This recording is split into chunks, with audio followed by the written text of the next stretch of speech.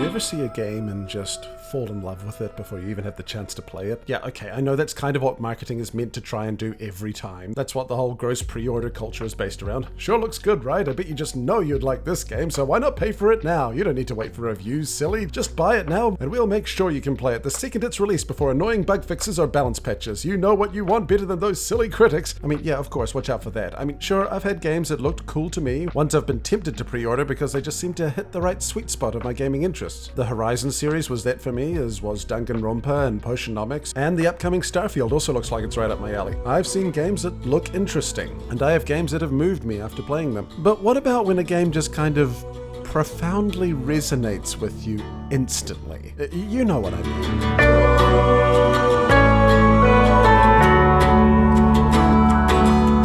When a game trailer comes out and it doesn't just hit your interests in the right spot, it pulls off a flawless true combo on a series of specific nerd pressure points in your psyche that leaves you paralyzed with nothing but a mighty need. The aesthetic, the gameplay style, the plot, the characters, you want all of it. It was made for you and you alone. You still won't pre-order because you also don't want to commit to something that will break your heart, but as soon as you hear it so much as stable and feature complete, no other criticism will stop you from playing it as soon as humanly possible. Love at first sight, but for games. I love games. I have hundreds, but there is only a few times I've ever been truly fish-slapped so completely by a game that I had not played yet. One was Mirror's Edge. Yes, I know the plot is weak and it shouldn't have gone open world and the parkour can get annoying and fiddly and the characters are 80% cardboard cutouts, but I couldn't care less. The worlds of Mirror's Edge, both of them, the second one is set in a different world, the aesthetic, the location, the design, and the gameplay all resonate with me. And I know that that's a throwaway phrase. Oh, the story resonated with me. This song resonates with me. Dang, that sandwich is resonating pretty hard right now. But I mean the game resonates with me.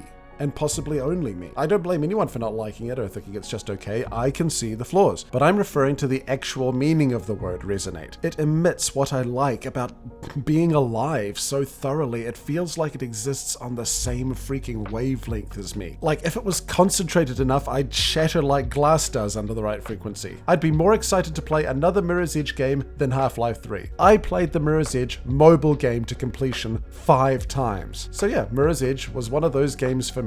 Then, the Lies of P trailer came out. Only you can do this. Please.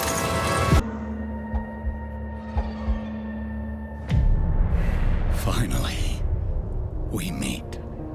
It's another one. It's Pinocchio on steampunk steroids set in an alternate La Belle Epoque where they discovered robotics before the convection oven. I didn't know I could ever see anything that could pop my clockwork monocle as immediately and viscerally as Mirror's Edge did, but then came this gorgeous Etsy nightmare in a world looking like a cross between Bloodborne and Bioshock.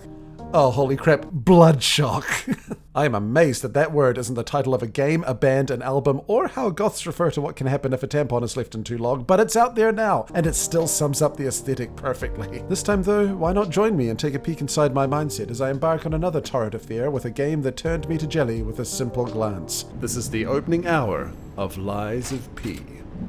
Now, because I wanted to get this video out around the release window of the game, I used footage from the demo, but having played the full release now, I can confirm it's pretty much exactly the same. It's an amazing demo too. A massive demo. We're talking about 3 hours here. That's almost unheard of in a major game release. We've got clockwork hearts to activate.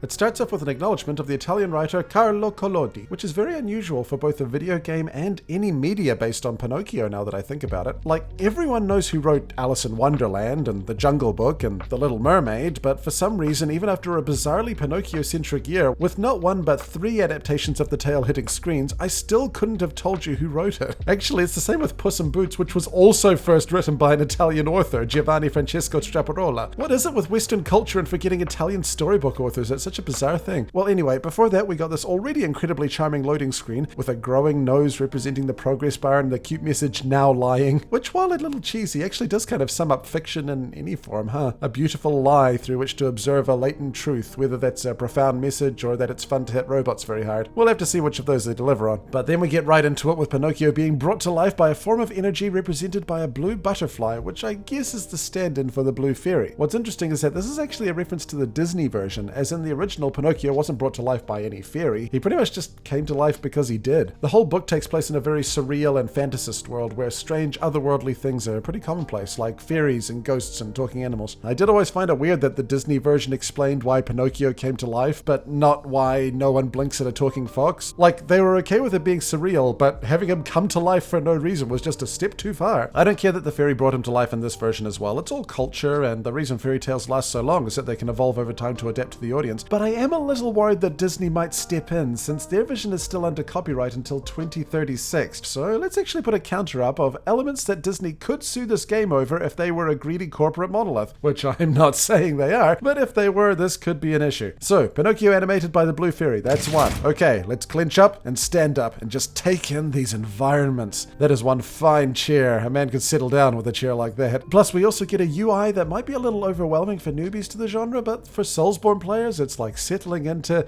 well, that freaking chair. It's funny what you get used to as elements become standard across the medium and what can be altered without much issue. Like, sometimes light attack is R1, sometimes it's square. That's up to the company. But if you make your stamina bar anything other than green and anything other than just below the health bar, and if block is anywhere other than L1, you'll get riots in the streets. But you can tell they really want everything to be understood quickly by those familiar with the genre. Is it ripping off what came before for low-effort UI design? Well, maybe, but that also means that they can spend more dev time on story and design, so I'm not complaining. It's like back when every first-person shooter was called a Doom clone. What mattered wasn't the framework, but how they used it. So already I can tell there's the health, stamina, and magic bars, the currency/experience points, where the main weapons will be when I get them, the special offhand weapon, and the consumables. Of course, there still has to be something for the first-timers though, so let's see how they do with the basic tutorial. We walk forward and interact with what looks like one seriously potent version of absinthe, but no, instead it's... I see they got Jiminy too. But we have to hurry. Oh my gosh, that is brilliant. The Green Lantern makes a cricket-like noise, and it's some sort of trapped AI named Gemini, which when you use Italian pronunciation, sounds like Jiminy. Those are amazingly layered references, even more so when you consider that this isn't even a European game. This was made entirely in South Korea. That also might explain why Pinocchio is such a disturbingly pretty boy, and why it has such a weird name. If there's one thing Korean devs know, it's beautiful men. But anyway, unfortunately we need to add another point to the Disney counter, as the cricket was never named in the book. That was from the animated version, after an old-timey replacement slang for Jesus Christ, Jiminy Cricket. That's why the dwarf said it too in Snow White. Jiminy Crickets! But yeah, now we have a light in the darkness, which we select by clicking through either the top or bottom consumable slots using up or down on the D-pad and pressing square. Why won't you allow for PlayStation prompts, PC version? Which I quite like, as you can set up 2 items for instant use while also making it very easy to click through. I'm curious what the 1800s portable DJ turntable is for, but I'll let the game explain it in case it's a limited use thing. We walk through the green carpet, Victorian flyers, and suspicious stains just to really drive the Rapture comparisons home, before we stumble upon our starter weapon. Yes, we must choose precisely one weapon to defend ourselves with, even though I feel letting us take all 3 would have helped players experiment and find their groove, but fine. Oh, but what wondrous defense options have been provided for us, We have a balanced saber, yes, very good, and an elegant rapier to help potential arguments end with your opponent receiving the thrust of your rhetoric. Lovely, and very era appropriate. But what's this last... Oh, that's a knife, innit? Oh, not a dagger, not a sword, not a knife. That is a knife. All caps and no cap. That's a meter-long purse cutter with a fit bird on the end of it. Those other pig stickers ain't worth £1 in a bank next to this gleaming gash maker. This ain't even a choice, innit? Give me the knife and throw the others in the bin. Sorry. Apparently taking the knife is not the way of the bastard. That's the rapier. I mean, I get that dexterity implies underhanded tactics and feints and parries and so on, but that's a devilish rogue or a rapscallion, whereas with the knife, you hit him with a giant shank with all your strength, and if you don't feel like a right bastard doing that, I don't even know what to tell you. It's also got a 2-handed grip, so it's actually handled like, think about it, a bastard sword. So missed naming opportunities aside, I go for the strength build, because you should always go tank first. That way you can make enough mistakes to really find your feet without getting stuck on bosses too much. We're told by Gemini to seek Hotel Krat, so knife in hand. We exit the train into... Oh dear, well this isn't cricket at all, is it? We barely have time to cop the copious claret coating the communal culling when... Oh! Evening, officer. May I interest you in some shaved ham?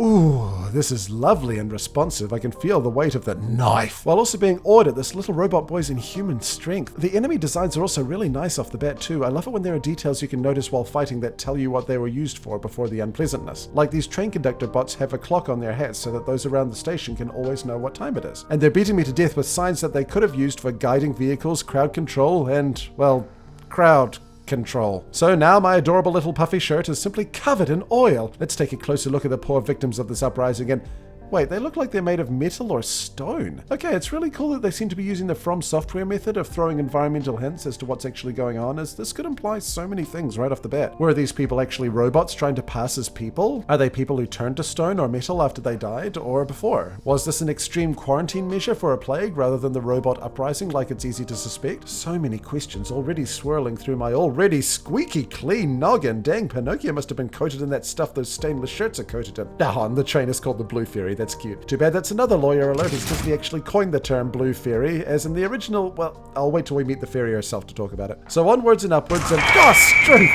Welcome to Krat Station, everyone. Okay, I understand that a tannoy needs a recognizable noise to grab attention over the hustle and bustle, but aside from jump scaring folk in the gloomy aftermath of some sort of hideous event, why would you use a feedback loop of a dying eagle like that? Yeah, I get that it's for the benefit of spooks, but I think you could just as easily keep it thematically appropriate with a once jaunty jingle distorted to within an inch of its life. But anyway, they basically say, "Welcome to Hubris City, where humans spit in the face of God daily. Don't forget to pick up your complimentary wax wings at the cloakroom." As we pass a statue which doesn't say no gods or kings, only man, but instead advertises a grand exhibit that took place in 9. Not sure why they couldn't give it a date. This is clearly in a very different world, but maybe they didn't want pedants to go, "It's too early for waistcoats, but too late for gigantic knives to be used in anything but a ceremonial role." I mean, can you even imagine people like that?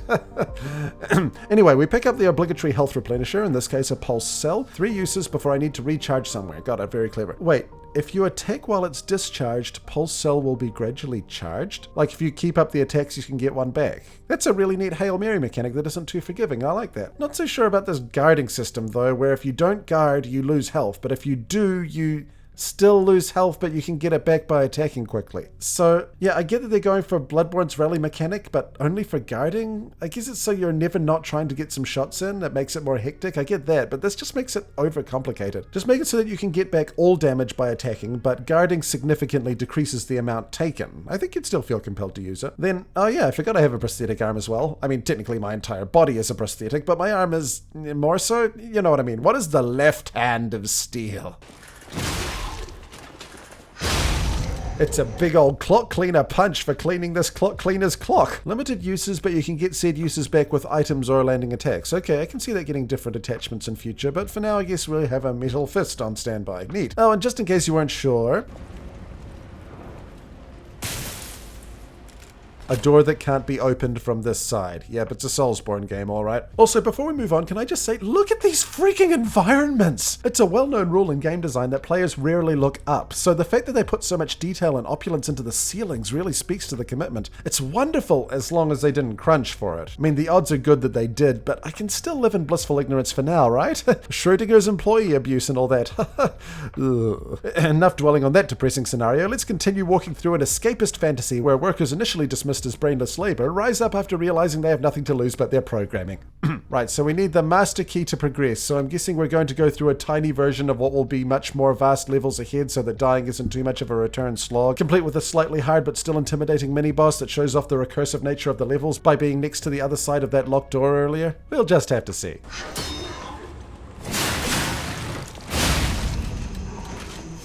Good heavens, conductor. And the toilets? Why? Humans always return here. Always. Well, I mean fair. Thermite?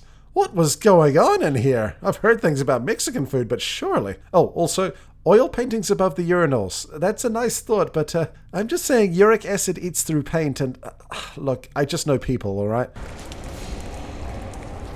Get the most loyal servant. What could possibly go wrong? Oh, and you know what? Let's just take a look at Pinocchio's design for a minute, as I actually really like it. Like, at first it just seems like an appeal to fan artists with his dreamy mop of hair and adorable freckles, and Chalamet levels of unreasonable attractiveness. A Timothée automata, if you will. But then you realize that Pinocchio is literally a built human. All of those are deliberate design choices in universe. Of course, this world's Geppetto analog would want his masterpiece to conform to society's expectation of conventional beauty, but it's so insufferably gorgeous that it nearly trips into the uncanny valley, most likely on purpose. It fits into the idol culture of Korea too, where they also have basically manufactured boys incapable of ugliness or unconventional attractiveness. I love when other cultures bring in their ideas and make something really original, like Lady Dimitrescu being a combination of a vampire and the Japanese yokai named the 8-Foot Woman. So maybe it was just for marketing, but I also can't help but wonder about the deeper implications.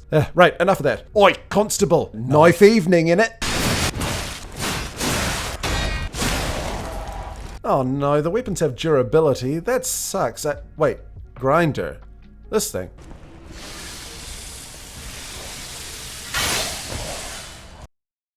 That is the most anime freaking thing I've ever laid my eyes on. Even if there wasn't a durability mechanic, I'd still do that just to style on them. So the weapon's blunt but don't break, and repairing them is another bar to manage in the fight. That might get annoying, but I will say making it look right hard makes it feel less like a chore and more like a sweet combo. We'll just have to see how intrusive it is. Ooh, groggy. I like the sound of that.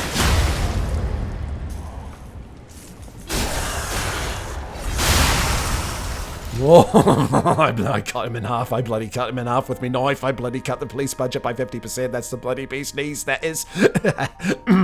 And since it's a robot, I can't be demonetized. Thank you, Ninja Turtles. So there's the key and a frame, which is basically a talisman that buffs some stats. And oh look, the not too hard but still intimidating mini-boss showed off the recursive nature of the levels by being next to the other side of that locked door from earlier. Would you Adam and Eve it? Also, I found out there's a secondary consumable wheel that's useful for stuff like throwables and poses. Like, yes, that's a floor, all right. Also, is this a freaking Howl's Moving Castle reference? Probably not, but if so, dang, that's dark. Then we make it to the main entrance and, yep, welcome to Krat, the weirdly Eastern European name for a French-looking city based on an Italian story with American voices in a Korean game. Absolute cultural fruit salad, I love it. Now I have to repair the Stargazer. Well, that's certainly a thing I can do. So, these are your bonfires where you can restore your health and charges at the cost of reviving the enemies, as well as spend your... what's the currency in this one? Ergo. A currency named after the Latin for therefore. How much do I owe you for the coffee? Oh, that's 3 therefores and 5 notwithstanding, sir. Here's a nonetheless. Keep the change. But yes, time to level up. I am weak, ergo I must be made stronger and all that. Again, first run, always level up vitality first so you can make more mistakes, and the devil is motivity. Annoyingly, there isn't a glossary function like in Neo or other FromSoft games to tell me, but based on the stat increases, it's strength, where technique is dexterity and advance is elemental damage. At least vitality, vigor, and capacity makes sense, but motivity? Really? I just feel much more motivated to cleave your head in twain. But despite that missing quality of life issue, at least now it's sorted. So let's see what this statue is about. L1 to counter, but there isn't... Oh my! Weird how tutorial messages can fill one with such dread, huh? Yes, so the statue is of Valentinus, a founding figure who appears to be in the midst of some sort of critical re-evaluation by the masses. He's probably not polling well at this moment, is what I'm saying. Now then, here's the question that everyone wants answered. Can you pet the robot dog?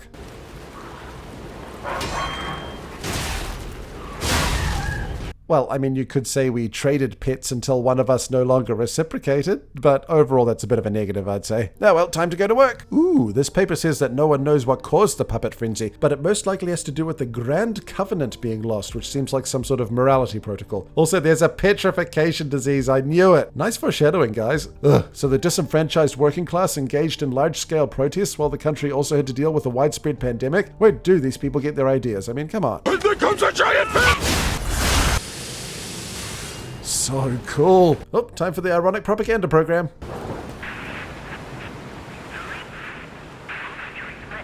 Well, my knife certainly gave them a momentary glitch, that's for sure. Oh, and there's special skills called Fable Arts, using 1 to 3 points of blue, which is charged up through items or attacking. Okay, so what does the knife do?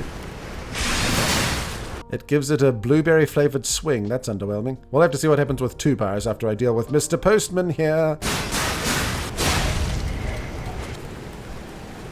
Oh, I love the sudden change from heretofore opulent city to dilapidated slum. It shows the class dissonance without needless exposition. They could have had Gemini say, "Boy, these people sure were oppressed," or had the Tannoy go, "Please attempt to trample minimal riffraff during your exit." But they kept it classy, I like that.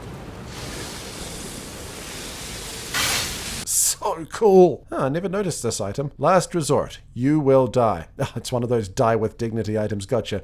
Well, then Coin-operated self-destruct. Not one of my better ideas.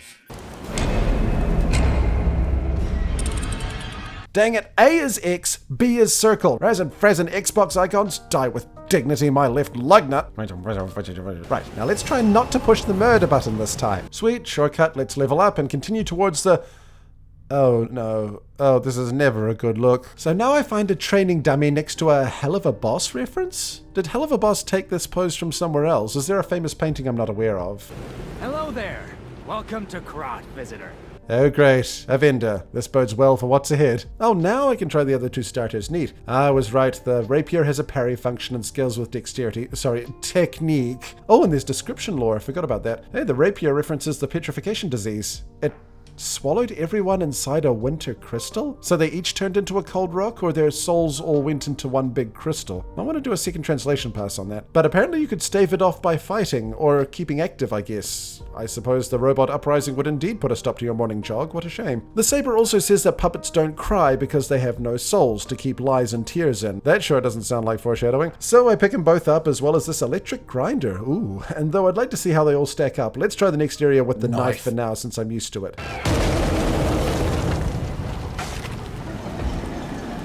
Oh my. The mayor of Halloween Town really didn't take the election that well, huh? Seriously though, great design, and again, I love the details you might miss, like the hands dangling out the cage on his back. I would have liked to have heard some of his 54 phrases, or perhaps one of his jolly songs, but for some reason, I'm also kind of glad I didn't. So let's go. He's coming on strong, but nothing gets past the knife. Ow. It's okay, we can adapt. Oh, is he going to use that cage Nope. Okay, look, buddy, I get that it's frustrating to be losing to a willowy little twink, but you don't have to lose your head over it. He's beating me with his own head! Who does that? Okay then, well, time to bring out Knife 2 Electric Boogaloo. Ow, ow, ow. Okay, I was close, but the knife's slow animation didn't give me much time to punish the ringmaster. I noticed the saber also scales with motivity, so it should give me more efficient fast damage. I also quite like a good twirly-whirly move, so there's that. Alright, mister, care for a shave before exploiting Dumbo? Holy crow, I got him groggy. Parade's been cancelled, you son of a... Dang it, he's still going. It's cool, just a bit more, keep the blade sharp. So cool. Don't get greedy, and yes! I beat him, and with a new weapon to boot. Yeah, this doesn't feel right. Where's the knife? Ah, it's the little things, you know. So that's the first hour of Lies of P, and I am all in. There are a couple of quality of life problems. The animation can be a tiny bit floaty at times, and the translation isn't the best, but holy heck, who cares? Intriguing story, familiar yet wonderfully fresh take on both the Bloodborne and Bioshock settings, mouth-watering designs, satisfying combat, and it's got a knife. Be sure to subscribe, like, and comment if you want me to do the opening hours of other games, and be sure to check out my channel for my hour-by-hour review of Pokemon Violet, which is still ongoing. I would have released one this month, but come on. A game like this doesn't come around often in one knife time.